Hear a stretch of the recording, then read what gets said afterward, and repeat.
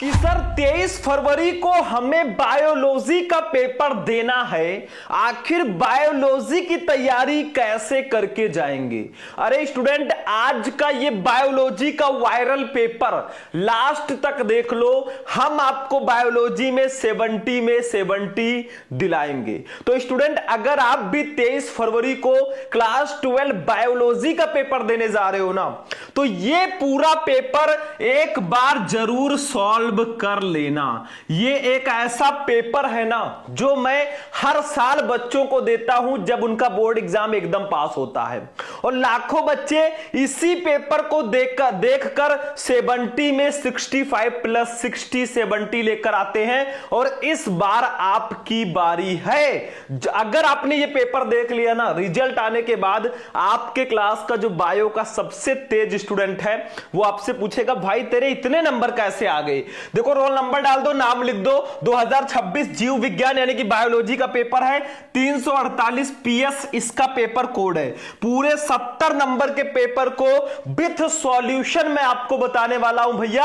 अगर आप 23 फरवरी को दोपहर में भी ये वीडियो देख रहे हो ना, तो जरूर देख लेना और आज ही रात ये पूरा पेपर कंप्लीट करके चले जाना। समय 3 घंटे 15 मिनट आपके पास रहेगा।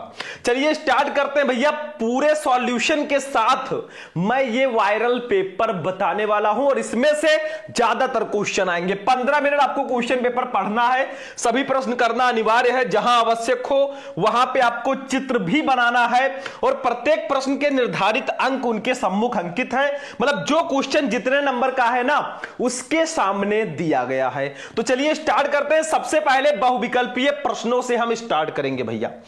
सबसे पहले बायोलॉजी में ऑब्जेक्टिव क्वेश्चंस आते हैं, और टोटल वो आते हैं भैया कितने नंबर के, टोटल 4 क्वेश्चन रहेंगे आपके, 4 नंबर के वो आएंगे।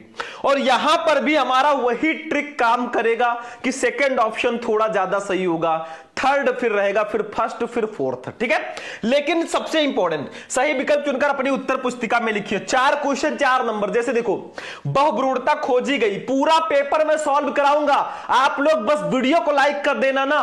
बायोलॉजी में आग लगा के आएंगे, 70 में 70 लाएंगे। बस आप लोग लाइक करते रहो और चैनल को सब्सक्राइब कर लो, ठीक है। देखो, बहुभ्रूणता खोजी गई किसके द्वारा, लुईवेनहॉक द्वारा, माहेश्वरी द्वारा, विंकलर द्वारा या कूपर द्वारा। देखो, बहुभ्रूणता की खोज जो है वो लुईवेनहॉक जी ने की थी। बहुभ्रूणता का मतलब एक ही बीजांड में बहुत सारे भ्रूण का होना, ठीक है। तो फर्स्ट ऑप्शन सही है, खा वाला।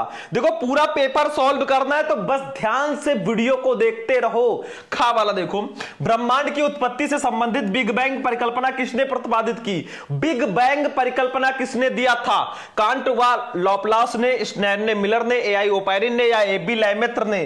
भैया एबी लैमेत्र जी ने ही बिग बैंग परिकल्पना को प्रतिपादित किया था। चौथा ऑप्शन सही है। तीसरा गा वाला देखो, चिकनगुनिया विषाणु का वाहक कौन है। मतलब चिकनगुनिया जो विषाणु होता है, इसका वाहक कौन सा मच्छर है मेरे भाई। तो क्यूलेक्स मच्छर, एडीज मच्छर, एनोफिलीज मच्छर या फिर इनमें से कोई नहीं, एडीज मच्छर। देखो, चिकनगुनिया विषाणु का वाहक जो है वो एडीज मच्छर है। आपका सेकंड ऑप्शन बिल्कुल सही है। घा वाला देखो, पारिस्थितिक तंत्र से संबंधित भारतीय वैज्ञानिक कौन है। पारिस्थितिक तंत्र से संबंधित भारतीय वैज्ञानिक, बीरबल साहनी, आर मिश्रा, राम उदार या केसी मेहता। भैया आर मिश्रा जी हैं हमारे पारिस्थितिक तंत्र से संबंधित भारतीय वैज्ञानिक। सेकंड ऑप्शन थोड़ा ज्यादा सही था, बाकी फर्स्ट फोर्थ, लेकिन मैंने देखा सेकंड और थर्ड के थोड़ा ज्यादा चांसेस होते हैं। लेकिन भैया 4 ही क्वेश्चन आते हैं, इसमें कितना ट्रिक काम करेगा, ठीक है। तो 4 क्वेश्चन आपके हो गए हैं, एक एक नंबर के 4 नंबर आपको यहां पे मिल जाएगा। अति लघु उत्तरीय प्रश्नों पे आ जाओ भैया। देखो, अति लघु उत्तरीय प्रश्न 5 क्वेश्चन रहेंगे एक एक नंबर के, इसमें भी आपको 5 नंबर मिलेगा। बिल्कुल सिंपल। जैसे दूसरे कक्का, प्रतिकृति के दौरान कौन सा एंजाइम डीएनए के कटे हुए खंडों को जोड़ने का काम करता है। बताओ कौन सा एंजाइम है जो प्रतिकृति के दौरान डीएनए के कटे हुए टुकड़ों को जोड़ते हैं। तो ये देखो आंसर का, लाइगेज एंजाइम होता है। डीएनए लाइगेज जो है ना, ये डीएनए के कटे हुए टुकड़ों को जोड़ने का काम करता है बच्चों। तो का आंसर होगा लाइगेज। ऐसे खा देख लो, हीमोफीलिया को ब्लीडर रोग क्यों कहते हैं? हीमोफीलिया को ब्लीडर रोग क्यों कहा जाता है? क्वेश्चन बहुत इंपॉर्टेंट है मेरे भाई। तो इसका राइट आंसर होगा, देखो इसका आंसर भी मैं बता देता हूं, खा। क्योंकि इस रोग में चोट लग जाने या कट जाने पर रक्त का थक्का नहीं बनता। मतलब अगर किसी को हीमोफीलिया है ना और उसको कहीं चोट लग जाए या कट जाए तो ब्लड क्लॉटिंग नहीं होती, रक्त का थक्का नहीं जमता, जिसके कारण रक्त लगातार बहता रहता है। इसीलिए हीमोफीलिया को ब्लीडर रोग कहते हैं। क्योंकि भाई जब खून का थक्का ही नहीं जमेगा और कहीं कट गया या चोट लग गया तो खून लगातार बहता रहेगा, भाई बहुत खतरनाक बीमारी है, ये समझ लो। ठीक है, ये हीमोफीलिया आनुवांशिक रोग है। चलो आगे बढ़ते हैं भैया, नेक्स्ट देखते हैं गा वाला। देखो गा वाला, अवशेषी अंग से आप क्या समझते हैं भैया? मनुष्य में पाए जाने वाले एक अवशेषी अंग का नाम लिखिए। मतलब अवशेषी अंग क्या होता है? नाम से यह स्पष्ट है, अवशेषी मतलब अवशेष के रूप में जो बचे हैं। तो इसका भी आंसर देखते हैं, ध्यान से देखते चलो, कुछ है नहीं मेरे भाई, अभी मैं आपको सारे क्वेश्चन का आंसर दूंगा, टेंशन मत लेना। देखो गा, अवशेषी अंग वे अंग जो हमारे पूर्वजों में क्रियाशील थे किंतु उनका उपयोग ना होने के कारण वो धीरे धीरे लुप्त हो गए और केवल अवशेष के रूप में पाए जाते हैं, अवशेषी अंग कहलाते हैं। मतलब ऐसे अंग जो हमारे पूर्वजों में तो क्रियाशील थे लेकिन उनका यूज ना होने के कारण वो धीरे धीरे विलुप्त होते चले गए, ऐसे अंगों को ही हम अवशेषी अंग बोलते हैं। उदाहरण जैसे कृमि रूप, परसेसिका, पूछ, कशेरुका आदि, ये सब अवशेषी अंग के उदाहरण है। ऐसा माना जाता है कि जो हमारे पूर्वज थे ना बहुत पहले, उनको उनके पीछे पूछ भी पाई जाती थी, ठीक है, जिसका अवशेष अभी भी हमारे अंदर उपलब्ध है। भाई मैं दिखा नहीं सकता अभी, ठीक है। चलो आगे बढ़ते हैं भैया, घा वाला देखो, किस भोजन में या आहार में लैक्टिक एसिड बैक्टीरिया मिलते हैं? इनके कुछ लाभप्रद उपयोगों का वर्णन करो। चलो भैया, किस भोजन में, तो ये तो मैं बता ही चुका हूं। देखो ये क्वेश्चन 2 नंबर में भी आ सकते हैं, ऐसा जरूरी नहीं है कि ये एक ही नंबर में आए, हो सकता है कि ये 2 नंबर में भी आ जाए। तो हमेशा तैयार रहो मिशन के लिए कि 2 नंबर में भी आएगा, फिर भी हम आग लगा के आएंगे 23 फरवरी को। देखो लैक्टिक एसिड बैक्टीरिया लैक्टिक अम्ल उत्पन्न करके दूध को दही में बदल देता है। दूध से दही में कौन बदलता है? Lactic acid bacteria. ये दूध की शर्करा लैक्टोज को लैक्टिक एसिड में बदलता है। लैक्टिक अम्ल दूध की प्रोटीन केसीन को जमाकर दही में परिवर्तित कर देता है। यह जीवाणु दूध से लैक्टोज को निकाल देता है, परंतु बहुत से व्यक्तियों को बिना लैक्टोज के दूध पीने पर एलर्जी होती है। बहुत से व्यक्ति हैं जिनको बिना लैक्टोज के दूध पीने पर एलर्जी होती है। ये जीवाणु महत्वपूर्ण विटामिन B12 उत्पन्न करते हैं तथा ये सड़ाने वाले जीवाणु व हानिकारक सूक्ष्म जीवों की वृद्धि को रोकते हैं। 1 नंबर कंप्लीट। 1 नंबर में कुछ बच्चे कहेंगे सर जी इतना बड़ा लिखना पड़ेगा। देखो भैया आप अपने हिसाब से लिखिएगा, बहुत बड़ा भी नहीं बहुत छोटा भी नहीं, ठीक है।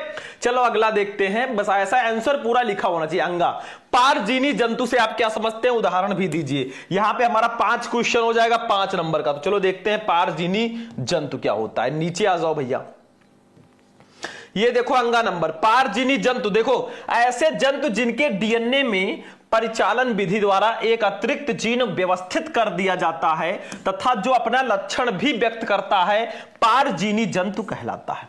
मतलब ऐसे जंतु जिनके डीएनए में परिचालन विधि द्वारा हम एक अतिरिक्त जीन व्यवस्थित कर दें और वो अपना लक्षण भी प्रदर्शित करें, ऐसे जंतु को हम पारजीनी जंतु कहते हैं। जैसे उदाहरण देखो, डॉली नामक भेड़, जापान में निर्मित नोटो एवं कागा नामक गायें, मीरा नामक बकरी आदि। पारजीनी जंतुओं को रिकॉम्बिनेंट डीएनए तकनीक द्वारा विजातीय जीन को प्रवेश कराकर आनुवांशिक रूप से रूपांतरित किया जाता है। 1 नंबर आपका कंप्लीट है मेरे भाई।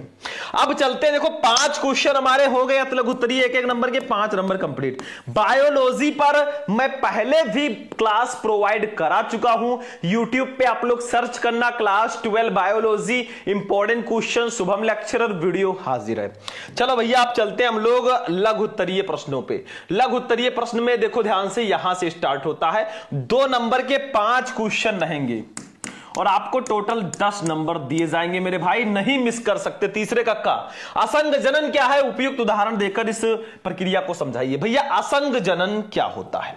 मैं आंसर भी बताऊंगा भाई, जहां तक हो सके मैं आंसर देता हूं आपको ताकि आपको प्रॉब्लम ना हो। असंग जनन बहुत ज्यादा आपके बोर्ड एग्जाम में आता है। देखो असंग जनन कभी कभी पौधे के जीवन चक्र में युग्मक संलयन अथवा अर्धसूत्री विभाजन नहीं होते तथा इनकी अनुपस्थिति में नए पौधे का निर्माण हो जाता है। इस क्रिया को ही हम असंग जनन कहते हैं। मतलब बिना युग्मक संलयन और बिना अर्धसूत्री विभाजन के ही नए पौधे का निर्माण हो जाता है, इसी को हम असंग जनन बोलते हैं। इसकी खोज विंकलर नामक वैज्ञानिक ने 1908 में की थी। ठीक है, समझ में आ रहा है। इन सबका पीडीएफ चाहिए तो शुभम लेक्चरर ऐप डाउनलोड कर लो, मिल जाएगा। असंग जनन मुख्य रूप से दो प्रकार का होता है। सबसे पहला कायिक जनन। इस प्रकार के प्रजनन में बीज नहीं बनता, किसी कलिका से जो तने अथवा पत्ती के ऊपर उत्पन्न होती है उसी से एक नया पौधा जन्म लेता है, जैसे गन्ना, आलू आदि। गन्ने की जब बुआई की जाती है ना तो बीज नहीं बोया जाता, आलू की बुआई में बीज नहीं बोया जाता, उसके तने को ही बो दिया जाता है और भाई फाइनली नया पौधा जन्म ले लेता है। दूसरा है अनिषेक बीजता। इसका मतलब होता है लैंगिक जनन की अनुपस्थिति में बीज का निर्माण। देखो, इस प्रकार का प्रजनन बीज द्वारा होता है परंतु बीज के बनने में संयुग्मन एवं अर्धसूत्री विभाजन नहीं होते। भाई 2 नंबर आपका फिक्स हो चुका है। चलो अगला क्वेश्चन देखिए, ध्यान से देखते चलो, टाइम वेस्ट नहीं करेंगे। अभी तो पार्टी शुरू हुई है, आप लोग बस सपोर्ट बनाए रखो ना। ऐसे ऐसे पेपर मैं दे दूंगा कि उसी में से सारे क्वेश्चन फंसेंगे। मैं ऐसा गेस्ट पेपर आपको दे दूंगा, पेपर लीकर बन जाऊंगा भाई। दूसरा खा मानव जीनोम परियोजना पर संक्षिप्त टिप्पणी कीजिए, 2 नंबर। भाई ये भी मैं आपको बताऊंगा, टेंशन मतलब सबका आंसर मिलेगा। देखो ये मानव जीनोम परियोजना समझ लो थोड़ा सा। मानव जीनोम परियोजना एक अत्यंत व्यापक स्तर की योजना है जिसके अंतर्गत मनुष्य के जीनोम में उपस्थित समस्त जीनों की पहचान की जाती है। मतलब हमारे जीनोम में जितने भी जीन है ना उनकी पहचान की जाती है मानव जीनोम परियोजना में। मानव जीनोम में 3 × 10⁹ क्षार युग्म है। मतलब 3 × 10⁹ क्षार युग्म। अरे भैया, प्रकाश की चाल जो है 3 × 10⁸ मीटर प्रति सेकंड होती है और हमारे अंदर 3 × 10⁹ क्षार युग्म है। ठीक है, तथा प्रति क्षार पहचानने के लिए $3 अमेरिकी का खर्च आएगा। मतलब एक क्षार को पहचानने के लिए $3 अमेरिकी, मतलब 270 रुपए। और इतने सारे क्षार युग्म हैं। मतलब इस प्रकार संपूर्ण योजना पर लगभग $9 मिलियन का खर्च आएगा। ज्ञात अनुक्रमों के संग्रह के लिए 1000 पेज की लगभग 3300 पुस्तकों की आवश्यकता होगी। मतलब इस परियोजना के लिए ना 1000 पेज की 3300 पुस्तक भी मंगानी पड़ेगी, जो परिणाम निकलेगा उसको लिखने के लिए। यदि प्रत्येक पृष्ठ पर 1000 शब्द लिखे जाएं तब। इस योजना को पूरा होने में 13 वर्ष का समय अनुमानित किया गया है। अनेक देशों के हजारों वैज्ञानिक एक साथ इस पर कार्य करते हैं, तो इसकी प्रथम प्रक्रिया पूर्ण होने में 10 वर्ष का समय लगता है। भाई इतना टाइम लग जाता है, बताओ। ठीक है, इतने स्तर के आंकड़ों के संग्रह, समापन व विश्लेषण के लिए उच्च कोटि के सांख्यिकीय साधनों की आवश्यकता होगी। अतः अपने इस बृहद स्तर के कारण यह योजना महापरियोजना भी कहलाती है। 2 नंबर कंप्लीट। समझते चलो मेरे भाई, कुछ है नहीं, बाकी सारे पेपर सब कुछ मिल जाएगा। वीडियो को लाइक करते हुए चलना आप लोग फटाफट, आप ही लोगों के सहारे है भैया सब कुछ। आगे देखो, ध्यान से समझो, थोड़ा सा मैं जूम कर देता हूं इसको, ये देखो। ठीक है, चलो आगे देखते हैं नेक्स्ट क्वेश्चन। ध्यान से समझना, एक एक क्वेश्चन बहुत इंपॉर्टेंट है। गा वाला क्वेश्चन देख लो, गा। ठीक है, गा वाला क्वेश्चन थोड़ा सा एडजस्ट मैं कर देता हूं, ये देखो। गा वाला क्वेश्चन है, डार्विन के प्राकृतिक वर्णवाद या चयनवाद पर टिप्पणी लिखिए। मतलब डार्विन का प्राकृतिक वर्णवाद क्या है, इसका भी आंसर मैं दूंगा इसी में। टेंशन मत लो भैया, जब तक है हम नो टेंशन। ये देखो, डार्विन का प्राकृतिक वर्णवाद, जैव विकास चैप्टर का ये क्वेश्चन है और बहुत ही ज्यादा इंपॉर्टेंट है। देखो मैं समझा देता हूं। जैव विकास को समझाने के लिए डार्विन ने प्राकृतिक वर्णवाद या प्राकृतिक चयनवाद प्रस्तुत किया। इसके अनुसार प्रत्येक जीव में संतान उत्पन्न करने की प्रचुर क्षमता पाई जाती है। इनमें से अधिकांश जीव वृद्धि करके अपनी जनसंख्या बढ़ाते हैं। इस बढ़ी हुई जनसंख्या के कारण समान जाति या भिन्न भिन्न जाति के जीवों के बीच अस्तित्व के लिए संघर्ष शुरू हो जाता है। मतलब भाई समान जाति या भिन्न भिन्न जातियों के बीच जो है संघर्ष शुरू हो जाएगा। जैसे अपने में ही देख लो, हिंदू मुस्लिम सब जाति धर्म अलग अलग हैं, सब एक दूसरे से संघर्ष करते हुए दिखाई देते हैं। यह संघर्ष प्रायः समान आवश्यकताओं के लिए होता है। संघर्ष में वही जीव जीतते हैं जिनमें सामान्य जीवों से हटकर कुछ अलग विभिन्नताएं होती हैं, वेरिएशंस। ये विभिन्नताएं आनुवांशिक होती हैं और प्रकृति द्वारा जीवों में उत्पन्न की जाती हैं। इस प्रकार विभिन्नताओं से युक्त जीव ही आने वाली पीढ़ियों में जीवित रहते हैं। ये जीव वातावरण में होने वाले परिवर्तनों को सहने में समर्थ होते हैं। 2 नंबर यही है भैया डार्विन का प्राकृतिक वर्णवाद या चयनवाद। आगे बढ़ेंगे, टाइम वेस्ट नहीं करना है भैया, समय बिल्कुल भी नहीं है, कम से कम समय में पूरा बायो कंप्लीट करना है। घा वाला बायो पायरेसी किसे कहते हैं, छोटा सा डेफिनेशन है, मैं बता देता हूं, कोई खास नहीं है। बायो पायरेसी, चलो भैया फटाफट ऊपर चलो, ये भी हो गया हमारा। ये देखो बायो पायरेसी क्या है, बस इतना सा डेफिनेशन है। देखो, मल्टीनेशनल कंपनियों व दूसरे संगठनों द्वारा किसी राष्ट्र या उससे संबंधित लोगों से बिना व्यवस्थित अनुमोदन व क्षतिपूरक के जैव संसाधनों का उपयोग करना बायोपायरेसी कहलाता है। मतलब मल्टीनेशनल कंपनियों व दूसरों संगठनों से किसी राष्ट्र या उससे संबंधित लोगों से बिना व्यवस्थित अनुमोदन के ही जैव संसाधनों का उपयोग करना बायोपायरेसी होता है। उदाहरण देख लो, भारत में उपचार के लिए प्रचलित हल्दी का पेटेंट अमेरिकी कंपनी ने लिया हुआ है। मतलब भारत में उपचार के लिए जो प्रचलित हल्दी का पेटेंट है ना, वो अमेरिकी कंपनी ने भैया लिया हुआ है। मतलब भारत में है लेकिन अमेरिका ने उसको लिया हुआ है। बताओ, बिना व्यवस्थित अनुमोदन के वो हमारे जैव संसाधनों का उपयोग कर रहे हैं। चलो अगला क्वेश्चन देख लो ध्यान से। ये देखो अगला क्वेश्चन, अंगा इंटरफेरॉन्स पर टिप्पणी लिखिए। यही क्वेश्चन करने के बाद हमारा 5 गुणे 2 यानी कि 10 नंबर कंप्लीट हो जाएगा। तो भैया इंटरफेरॉन्स क्या होता है देखते हैं, इसका आंसर मैंने लिखा है या नहीं देखते हैं। चलो भैया देखते हैं इंटरफेरॉन्स। ये देखो इंटरफेरॉन्स, मैं ये भी बता देता हूं थोड़ा सा क्या है।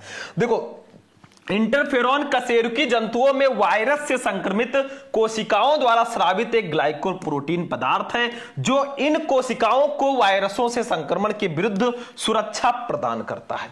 मतलब इंटरफेरॉन जो है कशेरुकी जंतुओं में वायरस से संक्रमित जो कोशिका है ना, उससे स्रावित एक ग्लाइकोप्रोटीन होता है जो इस कोशिकाओं को वायरसों से संक्रमण के विरुद्ध सुरक्षा प्रदान करते हैं। ऐसे देखते चलो, ये 3 नंबर में भी आता है।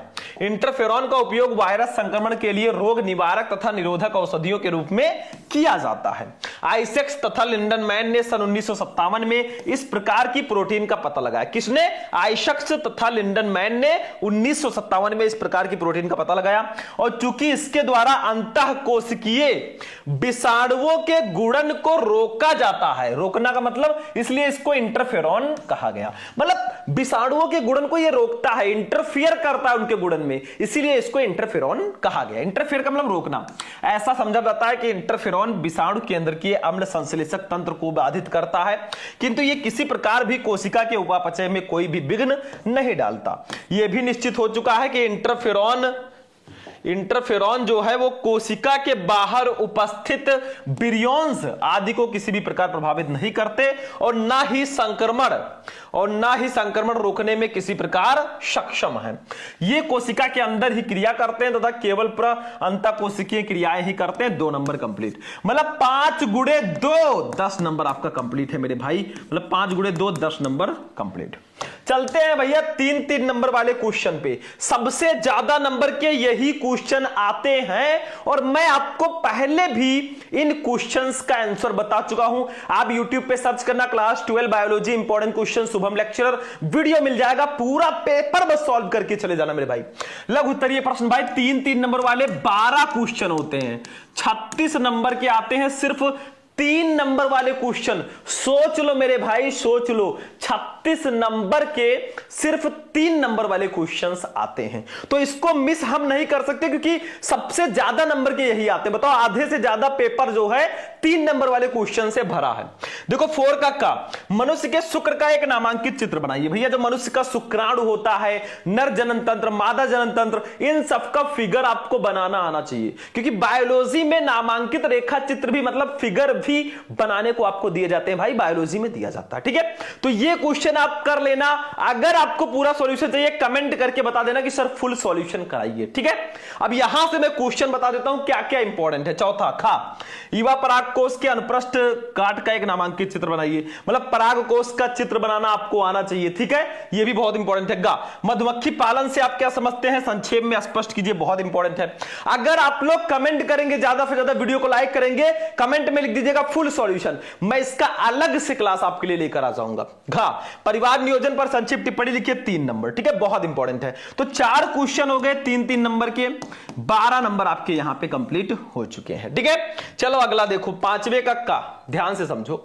डीएनए अंगुली छापी का एक विवरण दीजिए, मतलब भैया डीएनए फिंगरप्रिंटिंग है क्या। जैसे कहा गया है ना कि अगर मान लीजिए कोई पिताजी हैं, अपने बेटे को अपना बेटा मानने से इनकार कर रहे हैं, या कोई बेटा अपने पापा को पापा नहीं मानने से इनकार वो कर रहा है, तो भाई डीएनए फिंगरप्रिंटिंग भी करवा सकते हैं। ठीक है, ये होता है। ठीक है, डीएनए टेस्ट करा लीजिए। खा भारत में हरित क्रांति के जनक कौन है, हरित क्रांति किसानों के लिए लाभदायक है, उदाहरण देकर स्पष्ट कीजिए। इन सब का मैं आंसर लेकर आऊंगा बहुत जल्दी, ध्यान से समझा करो। गा रिस्ट्रिक्शन एंजाइम से आप क्या समझते हैं, उदाहरण से स्पष्ट कीजिए 3 नंबर।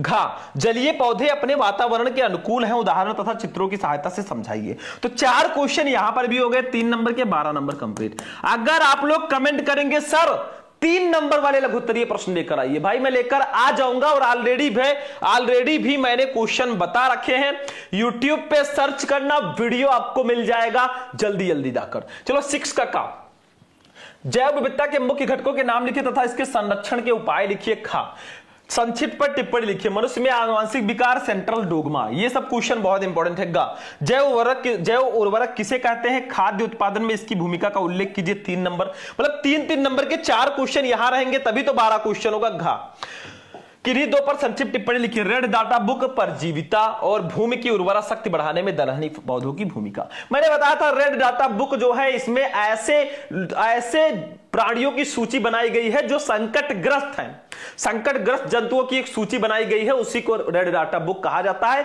उसी में वो शामिल है। तो 4 क्वेश्चन यहां पर भी 3-3 नंबर, 12 नंबर, मतलब 12-12 नंबर करके 3 बार क्वेश्चन थे, 36 नंबर आपका आएगा सिर्फ 3 नंबर वाले क्वेश्चन। तो जहां भी 3 नंबर वाले क्वेश्चन आपको मिले ना, अटैक कर दो भाई, अटैक और पढ़ डालो। चलो भैया विस्तृत उत्तरीय प्रश्नों को देखते हैं। भैया लॉन्ग क्वेश्चन, ये भी बहुत ज्यादा इंपॉर्टेंट है। और हमारा कितना नंबर का क्वेश्चन फाइनल हुआ, देखो 4 नंबर का बहुविकल्पीय, 5 नंबर का अति लघु उत्तरीय, 10 नंबर का लघु उत्तरीय, 36 नंबर का लघु उत्तरीय, यानी कि 36, 4, 40, 45, 10, 55 नंबर हो चुका है। मतलब 15 नंबर का हमारा लॉन्ग क्वेश्चन आएगा। देखो 7वां, गुरु बीजाणु जनन क्या है, आवृत बीजी पुष्प में युग्मनज से लेकर बीजांड बनने तक के विकास का वर्णन करो। भैया फर्स्ट चैप्टर जो आपका है ना, पुष्पी पादपों में लैंगिक जनन, इससे लॉन्ग क्वेश्चन आता ही आता है। गुरु बीजाणु जनन, लघु बीजाणु जनन, सेकंड में आप शुक्राणु जनन, अंडाणु जनन, ये सब पढ़ लो, बहुत ज्यादा इंपॉर्टेंट है मेरे भाई, छोड़ना नहीं है। अथवा लगाइए, देखो महिला के प्रजनन तंत्र का एक नामांकित चित्र बनाइए, मतलब मादा जनन तंत्र का एक नामांकित चित्र बनाना है। मैंने कहा फिगर बनाकर उसमें कहां कौन सा पार्ट है वो आपको दर्शाना आना चाहिए, क्योंकि ये क्वेश्चन बहुत ज्यादा आता है। तो दोनों क्वेश्चन बहुत ज्यादा इंपॉर्टेंट है। 8वां देख लो, अथवा लगा रहेगा, इसमें हर एक क्वेश्चन में आपको ऑप्शन मिलेगा। देखो किन्हीं 2 पर संक्षिप्त टिप्पणी लिखिए 5 नंबर, जैसे दिनिसेचन, वाहित मल उपचार और न्यूमोनिया की रोकथाम, तीनों में से किन्हीं 2 पर आपको टिप्पणी करना है, 5 नंबर फिक्स है। अथवा लगा नहीं पता तो निम्नलिखित फलों में अंतर लिखिए, फली तथा लोमेंटम क्या है, अष्टिफल तथा विदुर फल क्या होता है। 5 नंबर यहां भी बिल्कुल कंप्लीट। लास्ट क्वेश्चन हमारा रहेगा इस पेपर का, वो है 9 नंबर क्वेश्चन। देखो संक्षिप्त टिप्पणी लिखिए, मनुष्य में निषेचन और सहज तथा निष्क्रिय प्रतिरक्षा, बहुत इंपॉर्टेंट है भैया। अथवा लगा है, आनुवांशिक कूट पर एक निबंध लिखिए, मतलब आनुवांशिक कूट यानी कि जेनेटिक कोड्स क्या होते हैं, जैसे यूएजी, यूजीए, यूएए, ऐसे ट्रिक कोड होते हैं, जेनेटिक कोड मैंने आपको बताया था। ठीक है, तो ऐसा ही पूरा पेपर आपका बायोलॉजी का इस बार आने वाला 23 फरवरी को, जितने भी क्वेश्चन इस पेपर में हैं सारे के सारे तैयार कर लेना मेरे भाई, 70 में 70 लेकर आओगे। सबसे इंपॉर्टेंट बात यह है कि 4 नंबर के बहुविकल्पीय, 5 नंबर के अति लघु उत्तरीय, 10 नंबर के लघु उत्तरीय, 36 नंबर के लघु उत्तरीय और 15 नंबर का लॉन्ग। ठीक है, 70 नंबर हो गया। दोनों लघु उत्तरीय को मिला ले तो 46 नंबर का सिर्फ लघु उत्तरीय प्रश्न आएगा। तो सबसे ज्यादा ध्यान आपको लघुत्तरीय प्रश्नों पर देना है, खासकर 3 नंबर वाले क्वेश्चन जहां भी मिले ना तुरंत छाप दो दिमाग में अपने। फिर आपको लॉन्ग क्वेश्चन पे ध्यान देना है भैया, 5 नंबर वाले क्वेश्चन पे।